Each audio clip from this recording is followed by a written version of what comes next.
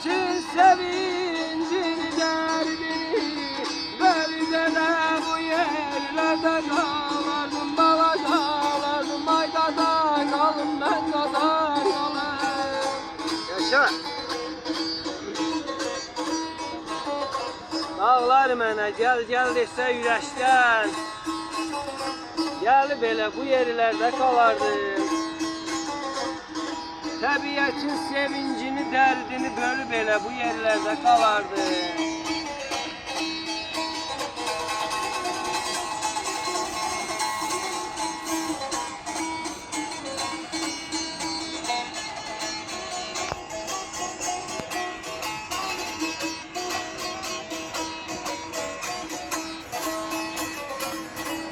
Nəfəsimlə yaşa dərdim ətrini, Nəfəsimlə yaşa dərdim ətrini, Əzizlədim çiçəklərin xətrini.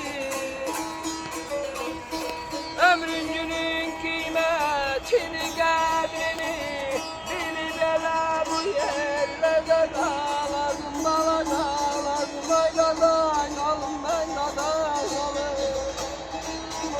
Yaşa.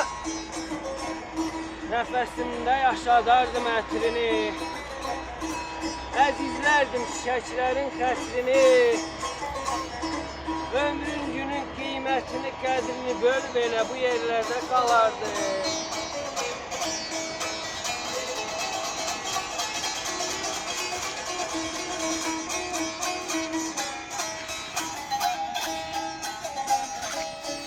Nə gözəldir bu yerlərin talası, Nə gözəldir bu yerlərin talası, Mən gəlsəm də könlüm burada qalası.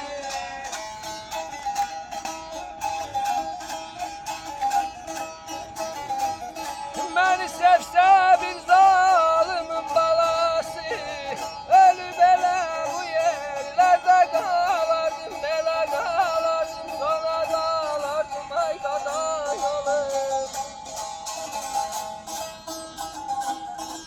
Nə gözəldir bu yerlərin talası, Mən getsəm də könlüm burada qalası. Məni sevsə bir zalımın balası, Ölüb elə bu yerlərdə qalardı. Yaşa. Allah Şahid Zəlim xana rəhmət edər. Allah rəhmət eylesin. Sağ ol kardeş. Sağ olun.